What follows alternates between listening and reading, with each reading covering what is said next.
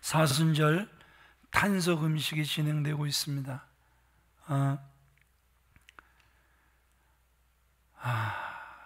그렇죠. 우리 후손들이 숨 쉴 만한 그러한 지구를 물려줘야 되는데, 이제는 저 우주마저 그 쓰레기들이 쌓여서 떨어지고 타담한 것들이 떨어질 정도로 정말 쓰레기들 세계로 바뀌고 있습니다. 하나님이 사랑하시는 귀한 믿음의 성도님들, 작은 불꽃일 거예요. 우리만 한다고 되나? 그러나 여러분, 작은 불꽃들이 연합이 되면 큰 불길 돼서 세상을 변화시킬 줄 믿습니다. 이런 거룩한 몸부림이 있었으면 좋겠어요. 오늘 광고 나간 것처럼 17명의 우리 대학생 그리고 학생들 그 장학금을 또 받았습니다. 그런데 저희가 장학금이 어디서 나와요? 신방을 받아서 이제 그 헌금을 드릴 때 그 모든 헌금이 장학금으로 들어가잖아요. 근데 작년에 신방이 없었잖아요. 그러니까 신방 헌금이 마른다라는 건 장학금이 지금 마르고 있어요. 2021년 하나님께서 여러분들 직장 그리고 또 사업에 좋은 일이 있기를 바랍니다. 그럴 때 또 한 포션을 반드시 그 장학 헌금을 좀 드려주시길. 그러니까 우리가 성도라면 선교하는 일, 영혼 살리는 일, 그리고 이렇게 그 장학하는 일, 세 개 중에 하나에 여러분들 그 지갑을 여셔야 되는 거예요. 그래서 정말 꿈나무들이 마음껏 꿈을 펼쳐가고 선교사님들이 돌아오지 않고 주 오실 그날까지 선교하고, 우리는 이 지역 그 등잔 밑이 어두워지지 않도록 영혼을 살리고 세우는 그러한 교회가 주님이 원하시는 교회일 줄 믿습니다. 이 일에 교회가 쓰임받기를 원해요. 자, 말씀으로 들어가겠습니다.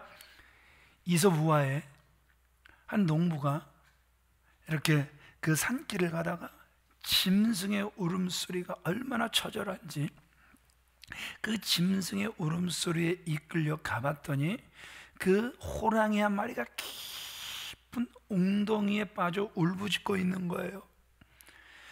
농부가 그 호랑이를 보는 순간 불쌍한 마음이 들어서 에이, 살려줘야지 하면서 그 호랑이를 살려줬어요. 그랬더니 이 호랑이가 배은망덕이라고 오랜 시간 울부짖었다고, 배가 쏙 꺼져서 배가 고프다고 농부를 잡아먹으려고 하는 거예요. 그 상황에 처한 농부 기분 나쁘다? 상당히 나쁘다? 상당히 나빠서 너 어떻게 그럴 수 있냐, 그러면 안 된다, 그러지 말고 너 그래도 되나? 우리 저기 저 소한테 가서 한번 물어보자. 그래, 가서 물어보자. 그래서 소한테 가서 자초지종을 다 이야기를 했어요. 그랬더니 그 말을 들은 소가 뭐라고 이야기를 하냐 하면, 인간들은 소를 실컷 부려먹고 나중에는 고기와 뼈, 내장까지 남김없이 먹어치우니 정말 사람들은 못됐다고 잡아먹어야 된다라는 거예요. 아이고, 이거 큰일 났네, 큰일 났네, 이거 어떡하면 좋아? 그래서 이제 호랑이한테 그래도 한 번만 더 좀 지혜 있는 여우한테 가서 물어보자. 그래, 물어보자. 여우한테 가서 물어보는 거예요. 여우야, 내가 저 호랑이를 이렇게 그 깊은 그 웅덩이에 빠져 있는 거 내가 살려줬거든. 그랬더니 날 잡아먹겠대. 이게 너는 맞다고 생각하니? 그랬더니 여우 하는 말이, 참 사람들은 못됐어. 우리 친구들을 잡아다가 죽여서 가죽을 싹 다 벗겨서 지들 목도리에, 그런 인간은 잡아먹어야 된다라는 거예요. 아이고, 이 일을 어쩌면 좋습니까? 이제 그 농부가 3세번이잖아. 3세번 우리 한 번만 더 저 토끼한테 가서 물어보자. 저 토끼한테 가서 물어보자. 그래서 마지막 기회를 얻어 토끼에게 갑니다. 그 토끼에게 그동안 있었던 이야기를 싹 다 이야기를 했더니 토끼와, 나는 머리가 나빠서 아무리 설명을 해도 못 알아들으니까 현장감이 있어야 된다라는 거예요. 그 현장에 가서 설명을 하면 이렇게 잘하는 건지 못하는 건지 알려주겠다. 그래서 그 호랑이와 농부와 토끼가 현장으로 갔고, 그 호랑이가 바로 여기야, 여기 내가 빠져 있었어, 그러지 말고 한번 들어가 보시죠. 현장감이 있어야 되니까.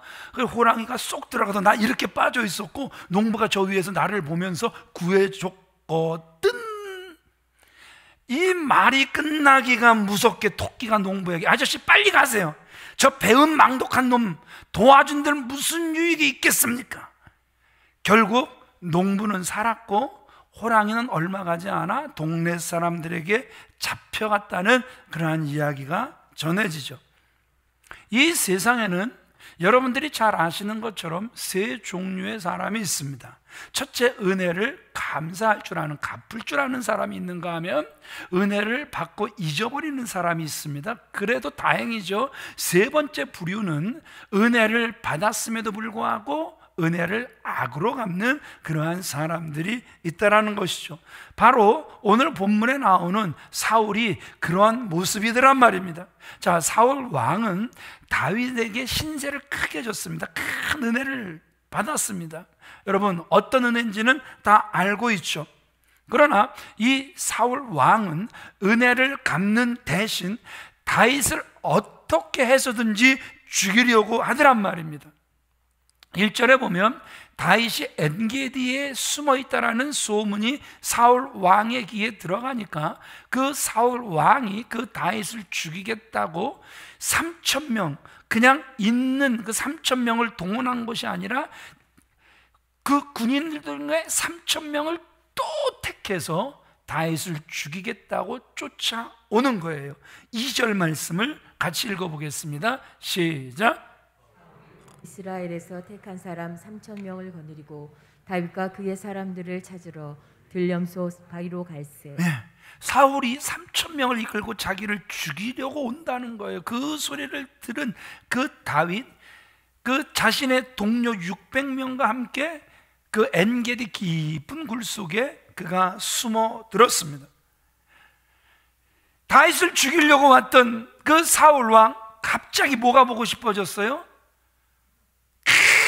큰 일을 보고 싶어졌습니다. 그래서 어디서 큰 일을 볼까 주위를 살피다가 다윗이 숨어있는 그 굴 속으로 들어가서 그가 큰 일을 보게 됩니다. 3절 말씀 같이 읽어보겠습니다. 시작. 길가 양의 우리에 이른즉 굴이 있는지라 사울의 뒤를 보러 들어가니라. 다윗과 그의 사람들이 그 굴 깊은 곳에 있더니. 뒤를 보러 들어간 게 큰일 보러 들어간 거예요. 네. 여러분, 사울 왕이 큰 일을 보러 들어갔어요. 그런데 그 굴에 누가 숨어 있어요? 다윗과 600명의 다윗의 동료들이 숨어 있는 거예요. 다윗의 그 동료들이 완전 무방비 상태로 큰 일을 시원하게 보고 있는 그 사울 왕을 보면서 이건 누가 준 기회? 하늘 하나님께서 사울을 죽이라고 주신 기회니까 죽이자라는 거예요. 그런데 여러분 보세요. 다윗은 끝내 그 동료들의 요청을 거절하고 옷자락만 살짝 빼서는 이제 그 사울을 살려주는 거예요. 4절 말씀 같이 읽어보겠습니다. 시작. 다윗의 사람들이 이르되 보소서, 여호와께서 당신에게 이르시기를 내가 원수를 내 손에 넘기리니 내 생각이 좋은 대로 그에게 행하라 하시더니 이것이 그날이니이다 하니 다윗이 일어나서 사울의 겉옷자락을 가만히 베니라. 이 본문을 준비하면서 느끼는 게 뭐냐 하면 사람은요, 모든 사람은요 몰라서 그렇지 사망과 한 걸음 사이더란 말입니다. 이전에 이 고백을 누가 했죠? 다윗이 했어요. 요나단 앞에서 아버지가, 그 요나단의 아버지 사울 왕이 죽이려고 하니까 나와 사망은 한 걸음 사이라고 이렇게 이야기를 하죠. 사무엘상 20장 3절 말씀 같이 읽어봅니다. 시작. 진실로 여호와의 살아계심과 내 생명을 두고 맹세하노니 나와 죽음의 사이에는 한 걸음뿐이니라. 여러분, 왕이 일개 신하를 죽이려고 해요. 그러니 진짜 이건 뭐 살 길이 없는 거예요. 그래서 그의 고백이 나와 죽음 사이, 사망 사이는 한 걸음뿐이다, 정말 가깝다라는 것이죠. 그런데 여러분, 사울 왕이 지금 몰라서 용변을 시원하게 보고 있지만 여러분, 600명이 자기를 쳐다보고 있다. 만약에 이걸 알았다면 그 600명이 하나같이 자기를 죽이고 싶은 그러한 사람들이었다. 그러면 용변을 못 봅니까? 못 봅니까? 여러분 같으면 누가 쳐다보나 마나 나 급하니까 그냥 볼 일을 한 판승 끝내버리십니까? 예, 그럴 수가 없잖아요. 여러분, 오늘은 입장이 바뀌어서 사울과 사망의 거리가 한 걸음도 안 되는 이러한 모습을 우리에게 보여주고 있다는 것이죠. 여러분, 우리가 몰라서 지나갈 뿐이지 은혜 아니면 어제가 그런 일이 일어날 뻔했는지, 아니 내일 그런 일이 일어날 건지 우리는 모르고 살아가더란 말입니다. 우리에게 그저 생명이 있음을 감사하며 살아갈 수 있는 저와 여러분들이 다 되어지시길 주님의 이름으로 축원을 드립니다. 어떤 분은 교통사고가 난 다음에 아유 죽을 뻔했는데 살았네 이러면서 감사헌금하잖아요. 아버지가 아들한테 아버지 저 감사헌금 해야 되겠어요. 왜? 오늘 교통사고가 크게 났는데 제가 이렇게 멀쩡하잖아요. 그랬더니 아버지가 야 나는 더 크게 감사해야 된다. 왜요? 아버지는 더 큰 일이 있었어요? 아니 나 오늘 멀쩡했거든. 여러분, 감사는 그렇게 시작되는 거란 말입니다. 아멘이십니까? 자, 사울이 볼일을 보고 이제 굴 밖으로 나가자 다윗이 그 길 가는 사울을 왕을 불러서 엎드려 절하고 왕이시오 왜 나를 죽이려고 하십니까? 오늘 제가 왕 죽일 수 있었습니다. 보세요. 저는 옷자락만 뱄습니다. 11절 같이 읽어보겠습니다. 시작. 내 아버지여 보소서, 내 손에 있는 왕의 옷자락을 보소서. 내가 왕을 죽이지 아니하고 겉옷자락만 베었은즉 내 손에 악이나 죄가 없는 줄을 오늘 아실지니이다. 죽일 수 있는 기회가 다윗에게 있었단 말입니다. 그럼에도 불구하고 다윗이 사울 왕을 죽이지 않을 수 있었던 이유가 어디 있는 것입니까? 왕과 다윗 사이에서 하나님께서 판단하실 것이지, 그래서 저는 왕에게 기회가 있어도 또 주어진다 할지라도 아무 일도 하지 않을 것입니다. 이렇게 이야기하는 거예요. 12절 말씀 같이 읽어보겠습니다. 시작. 여호와께서는 나와 왕 사이를 판단하사 여호와께서 나를 위하여 왕에게 보복하시려니와 내 손으로는 왕을 해하지 않겠나이다. 예, 이 다윗의 그 말을 들은 사울 왕, 그리고 다윗의 손을 본 사울 왕, 다윗의 말에 얼마나 감동이 됐는지 감동받아 돌아갔다라는 이야기가 17절로 22절까지의 말씀입니다. 오늘 본문을 통해서 왜 다윗이 그렇게 큰 사람, 하나님 마음에 합한 사람이 될 수 있었는가를 또 우리에게 세 가지로 보여주고 있습니다. 우리 첫 번째 같이 읽겠습니다. 시작. 큰 사람 다윗 원수 갚는 일을 하나님께 맡깁니다. 왜 다윗이 큰 사람, 하나님 마음에 합할 수 있는가? 원수를 갚을 수 있음에도 불구하고 원수 갚는 그 일을 하나님 앞에 맡기는 이러한 모습을 우리에게 보여주고 있단 말입니다. 사울은요, 그 다윗의 그 인기를 시기하고 질투하는 거예요. 그 사울의 시기 질투는 자신을 정신병자로 몰아갔단 말입니다. 그 원인이 다 다윗에게 있다고 보았기에 그는 수단과 방법을 가리지 않고 누구만 죽이려고 하는 거예요. 타겟 다윗만 죽이려고 하는 이러한 모습을 우리에게 보여주고 있단 말입니다. 그러니 그동안 다윗이 참을 만큼 참았단 말입니다. 그래서 오늘 기회를 그 동굴에서 얻었으니 그 사울을 죽인들 도덕적으로 크게 흠이 되지 않을 것이란 말입니다. 여러분, 그런데 오늘 보세요. 다윗은 사울의 악을 선으로 갚는 모습을 우리에게 보여주고 있단 말입니다. 이것이 그의 위대함, 큰 사람, 하나님 마음에 합한 사람이 될 수 있었던 비결이 되란 말입니다. 7절 같이 읽겠습니다. 시작. 다윗이 이 말로 자기 사람들을 금하여 사울을 해하지 못하게 하니라. 사울이 일어나 굴에서 나가 자기 길을 가니라. 12절 같이 읽습니다. 여호와께서는 나와 왕 사이를 판단하사 여호와께서 나를 위하여 왕에게 보복하시려니와 내 손으로는 왕을 해하지 않겠나이다. 지난주, 지지난주 계속해서 말씀드렸지만 다윗 주변에 몰려든 사람들은 어떤 사람들이었습니까? 환난당한 자, 빚진 자, 마음에 원통한 자, 다 그 원인이 어디로부터 왔는지 이미 여러분들은 다 알고 있단 말입니다. 그 사울 왕이 그 굴 속으로 들어온 거예요. 600명이 그것을 보았단 말입니다. 내가 저놈 죽여야 돼. 내가 저놈만 보면 피가 거꾸로 솟아. 내가 저놈만 보면 치가 떨려. 내가 죽어도 좋으니 나 오늘 저놈 반드시 죽이고 나도 죽을 거야. 뭐 이런 사람들이 그 안에서 한둘이었겠습니까? 그런데 오늘 다윗 보세요. 자기 사람들을 금하여 사울을 해하지 못하게 하니라. 어떻게 그럴 수 있었던 거죠? 12절 읽으셨잖아요. 여호와께서 나를 위하여 왕에게 보복하실 것이다. 그렇기 때문에 나는 내 손으로 왕을 해하지 않을 것이다. 다른 말로 이런 거예요. 다윗은 원수 갚는 일을 누구에게 맡겼다? 하나님께 맡겼음을 우리에게 보여주고 있다는 것이죠.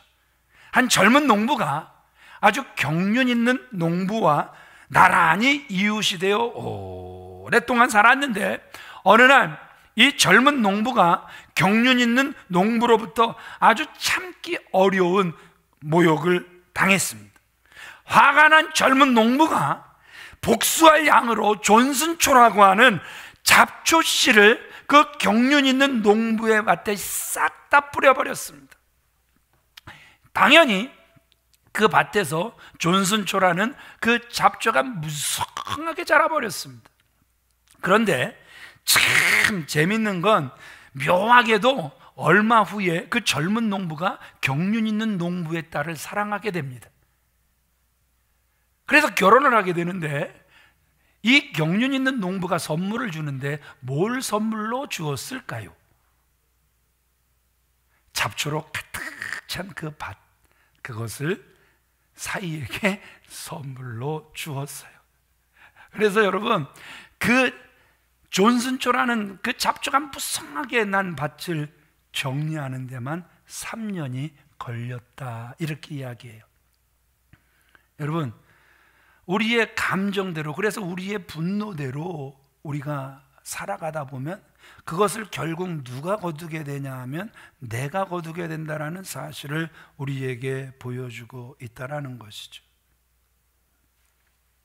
목사인 저 자신도 화가 날 때가 있을까요? 있을까요? 제가 너무 선해 보이시는군요. 이제 저 인간은 완전히 성화가 돼서 절대 화를 안 낼 것 같이 그렇게 보시는군요. 저도 화가 날 때가 있습니다. 저 자신도 모르게 저런 나쁜 놈의 스키, 저런 삼놈의 스키,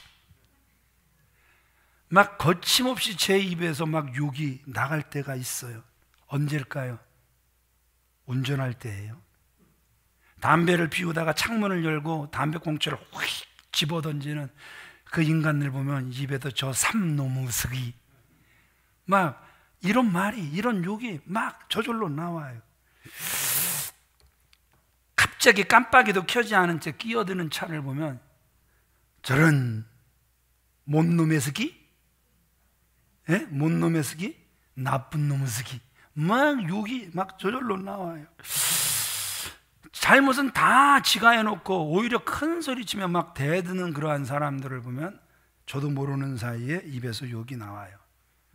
어떤 경우는 차 세워놓고 내려서 내 저놈의 자식 멱살을 잡고 흔들어 버리고 싶은 생각이 들 때가 있어요.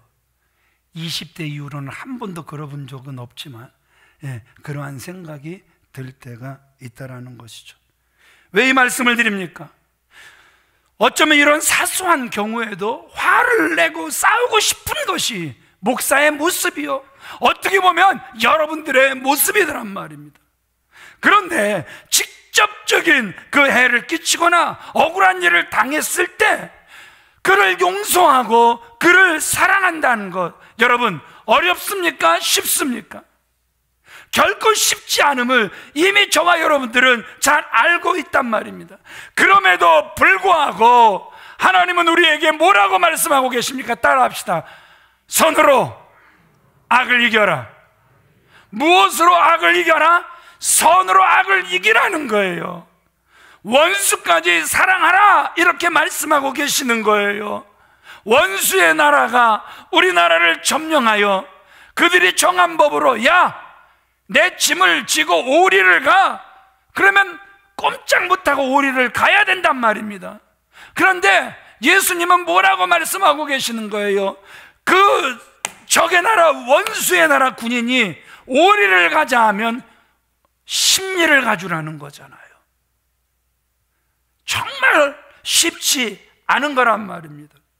그런데 다윗 보세요. 어떻게 그 원수를 갚지 않을 수 있었다고요? 그는 하나님께서 사울의 악행에 대해 친히 보복해 주실 것을 믿었단 말입니다. 분명 원수를 사랑하라, 이유가 있을 거란 말입니다. 선으로 악을 이겨라, 분명히 이유가 있을 거란 말입니다. 그 이유가 무엇입니까? 모든 악행에 대한 갚아주실 분이 계심을 믿으면 되는 거란 말입니다. 그래서 그는 사울에게 직접 원수를 갚지 않고 원수 갚는 일을 하나님께 맡겼단 거란 말입니다. 한 번만 맡기지 않아요. 26장에 가서 보면 십학무지에서 그 일어난 사건이 기록되어 있죠. 다윗이 충성스러운 부하 아비새와 함께 그 밤에 이스라엘 군사들이 진을 치고, 나라를 지키려고 진을 치고 있는 게 아니라 다윗을 죽이려고 진을 치고 있는 그 진에 들어가 봅니다. 그랬더니 누가 보여요? 골아떨어진 장수, 골아떨어진 사울이 보이는 거예요. 다윗을 추격하느라 얼마나 피곤했든지 자기 창을 머리맡에 두고 자고 있는 사울 왕의 모습이 보이는 거예요. 여기서 우리는 왜 다윗이 큰 사람, 하나님 마음에 합한 사람인지 알 수 있는 거예요. 만약에 입장이 바뀌어서 저와 여러분들이 다윗이라면, 내가 지난번 니놈 죽일 수 있었는데 내가 흥분한 그 600명의 동료 싹 다 말리면서 옷자락 살짝 빼고 살려줬더니, 아니 기껏 살려줬더니 또 나 죽이려고 쫓아다녀? 내가 한 번 봐주지 니놈 두 번은 못 봐줘. 내가 이번엔 니놈 죽이고 말 거야. 이럴 수도 있었을 거란 말입니다. 그런데 다윗 보세요. 그렇게 하지 않잖아요. 아비새가 잠든 사울 단번에 창으로 찔러 죽일 테니까 죽이자라는 거예요. 그런데 이번엔 또 아비새도 맡고 있는 다윗이에요. 그리고 사울 왕 머리맡에 물병과 창만 들고 돌아왔단 말입니다. 보세요. 다윗은 자기 원수를 철저히 누구에게 맡겼다? 하나님께 맡겼다라는 거예요. 한 번만 맡긴 것이 아니라 계속해서 자신의 원수를 하나님께 맡기는 참으로 귀한 모습 우리에게 보여주고 있죠. 선을 악으로 갚는 경우 허다합니다. 선을 선으로 갚는 것 당연한 것입니다. 어떤 사람이 새로 이제 이사를 갔어요. 지금은 안 그런데 옛날에는 집 이사 가면 뭘 채워야 돼요? 기름 탱크를 채워야 됩니다. 과거에 저희들도요, 당직을 서면 바깥에 돌아다니면서 에어컨 실외기가 돌아가고 있나, 그러면 에어컨 끌어가고, 이제 탱크마다 그 게이지를 보면서 기름이 있나 없나를 체크했다가 그 다음 날은 기름을 넣을 수 있도록 그렇게 했단 말입니다. 월요일날 저희가 당직을 서잖아요. 주일날 이 쓴 것이 다 썼나 남아있나 반드시 확인을 해야 또 주중에 쓸 수 있었기 때문에 그렇다라는 것이죠. 그래서 이사를 가서 전 주인이 다 쓰고 갔겠지 생각을 하고 이제 주유소에 전화해서 기름을 넣어달라 이제 부탁을 했어요. 그래서 주유원이 와서 기름을 넣으려고 그 기름통을 열었는데 이게 웬일입니까? 기름이 꽉 차 있는 거예요.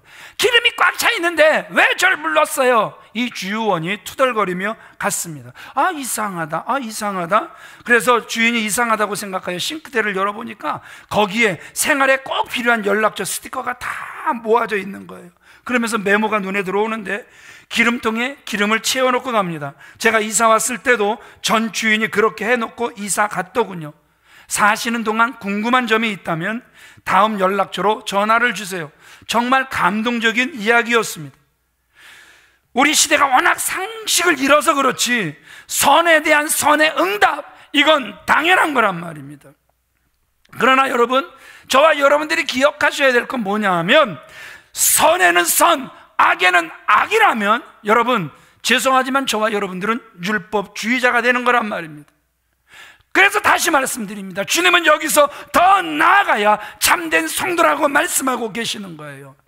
따라하겠습니다. 성도는 악을 선으로 갚아야 한다.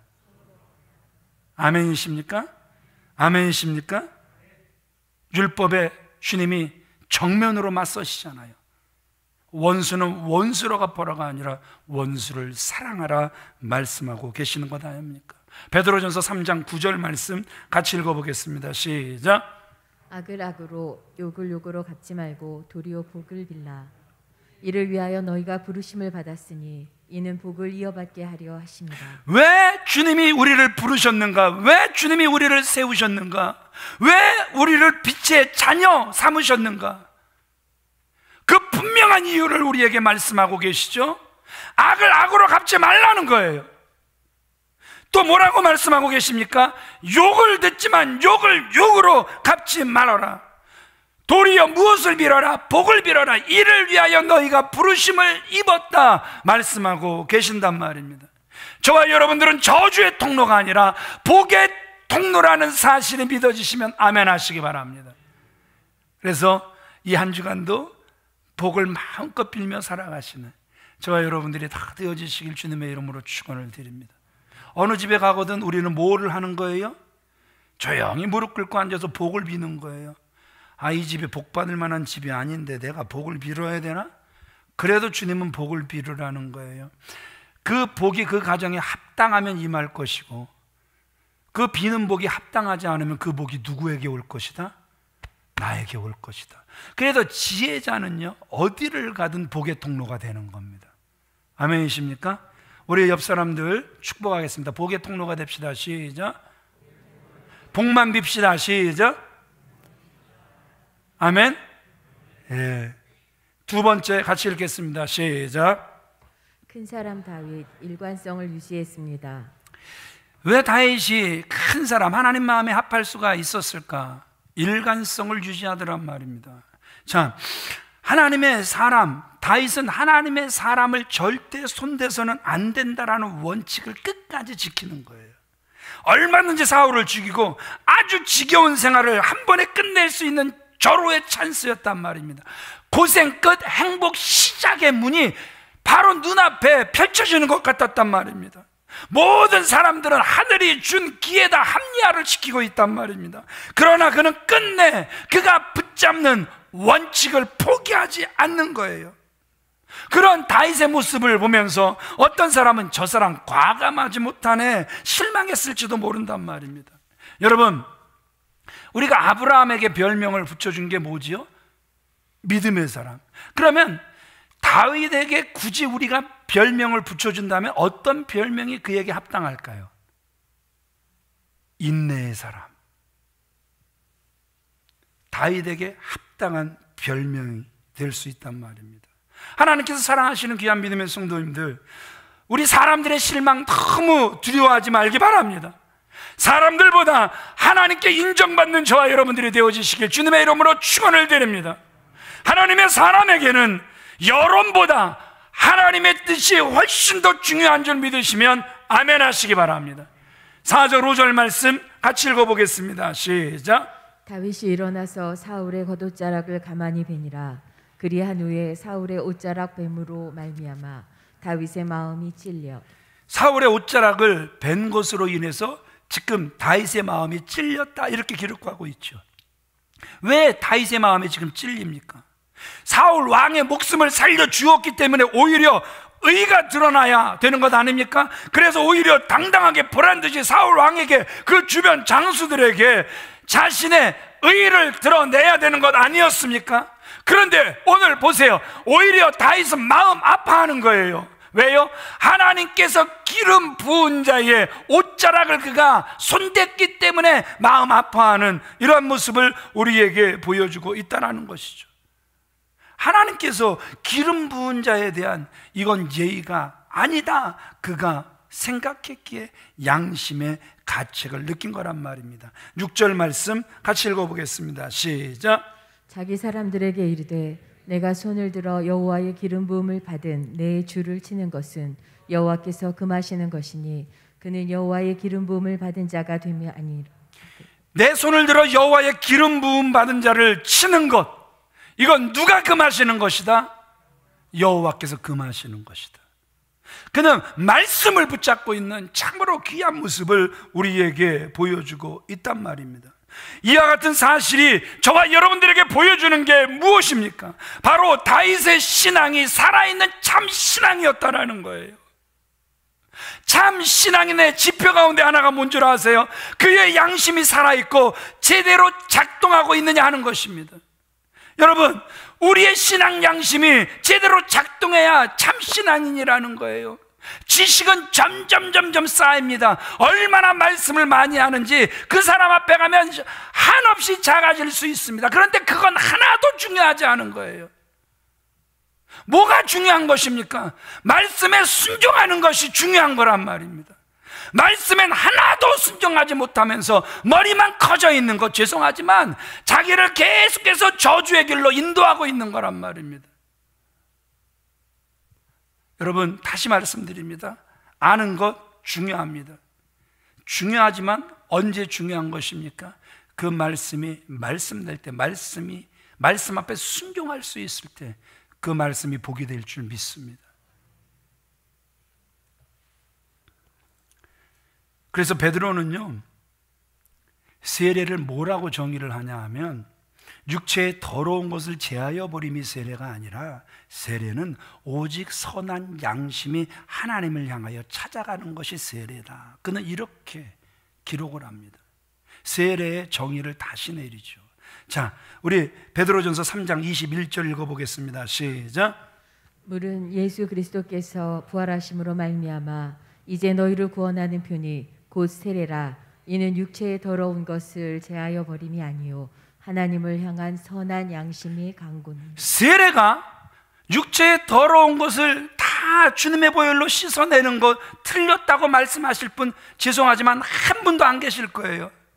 그러나 오늘 사도 베드로는 세례의 정의를 다시 내리고 있단 말입니다. 세례는 이런 거야. 선한 양심이 계속해서 내 속에서 아까 싸워 하나님의 뜻을 이루려고 하나님의 뜻을 찾아 올라가는 것, 이것이 세례받은 자의 삶임을 우리에게 보여주고 있단 말입니다.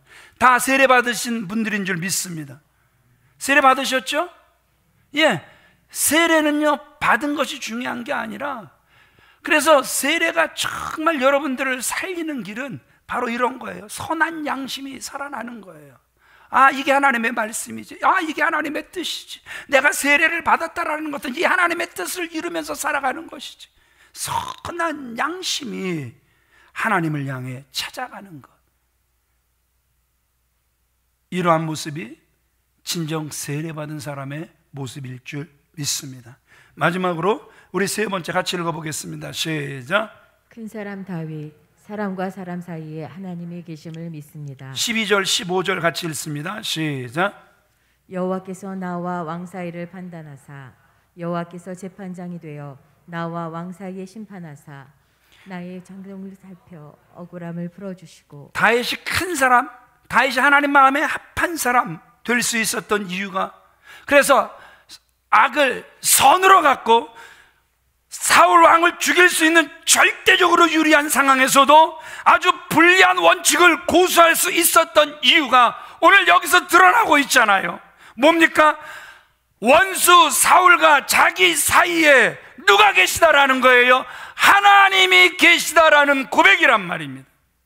이게 믿어지면 악을 선으로 갚을 수 있는 거예요. 보세요, 그 구약의 욥, 하루아침에 재산을 싹 다 잃었습니다. 자식 10명을 싹 다 잃었습니다. 거기다가 건강은 이상이 와버렸습니다. 아내는 하나님을 저주하고 죽으라고 합니다. 친구들이라고 영양가 하나도 없습니다. 진짜 친구인 줄 알았는데 헛소리만 찍찍해대는, 오히려 그 욥을 힘들고 괴롭게만 하는, 저게 친구인가, 저런 친구들은 없었으면 차라리 살아버렸으면 하는 아주 불필요한 사람들이 욥의 친구라고 지금 그 앞에서 욥을 괴롭게 하고 있습니다. 그럼에도 불구하고 욥이 욥될 수 있었던 것, 욥이 오히려 그들을 용서하고 그들을 축복할 수 있었던 것, 욥기 19장에 가면 욥은 이렇게 고백을 합니다. 나는 안다. 뭘 아냐 하면 나의 대속자가 살아계신다. 훗날 나의 대속자가 이 땅에 서실 것이다. 여러분, 이 믿음이 있으면 얼마든지 원수 용서할 수 있는 거예요. 훗날 주님이 판단하실 거니까. 아멘이십니까? 아멘이십니까? 예. 기독교인은요, 보이는 세상 속에서 그 옆에 그 사이에 보이지 않는 하나님이 계시다라는 믿음을 갖고 사는 사람들이란 말입니다. 다윗은요, 눈앞에 사울만 보여야 되는데 다윗이 사울이 안 보였다면 거짓말이겠죠. 그럼에도 불구하고 사울도 보이지만 그에게 더 분명하게 보였던 것은 하나님이 그의 눈에, 하나님의 말씀이 그의 마음속에 자리 잡고 있었는 줄 믿으시면 아멘 하시기 바랍니다. 이것이 큰 것이란 말입니다. 저와 여러분들은 우리들 사이에 계신 하나님을 볼 수 있어야 되는 거란 말입니다. 말씀을 마치겠습니다. 바울은 불치병 때문에 너무너무 괴로워 하나님께 3번이나 고쳐달라고 기도하죠. 그러나 그 고통의 가시 속에서 그는 하나님의 뜻이 있음을 깨닫습니다. 그는 먼저 하나님의 뜻을 찾았단 말입니다. 내게 상처 준 사람들이 분명히 있을 것입니다. 그렇다면 여러분, 나와 나에게 상처를 준 사람 사이 속에 누가 계심을 여러분들 오늘 발견해야 된다고요? 하나님이 계심을 발견하시기를 바랍니다. 그러면 한 주간 여러분들의 마음이 넓어질 줄 믿습니다. 한 주간을 살아가더라도 하나님의 뜻에 맞게 제대로 살아가게 될 줄 믿습니다. 다윗처럼 한번 삶을 크게 그려보시기 바랍니다. 하나님의 눈으로 나를 볼 수 있고, 하나님의 눈으로 아내를, 하나님의 눈으로 자식들을, 하나님의 눈으로 친구들을 볼 수 있는 저와 여러분들이 다 되어지시길 우리 주 예수 그리스도의 이름으로 축원을 드립니다. 그래야 비로소 소모적인 질투와 소모적인 미움을 이길 수 있는 거란 말입니다. 그리고 이제까지와는 전혀 달라진 세상, 다윗처럼 경험하게 될 줄 믿습니다. 이제 우리 옆 사람을 마지막으로 축복하겠습니다. 큰 사람이 됩시다. 시작. 좀 우리 진실하게 좀 믿음이 가도록 합시다. 큰 사람이 됩시다. 시작. 아멘. 우리 다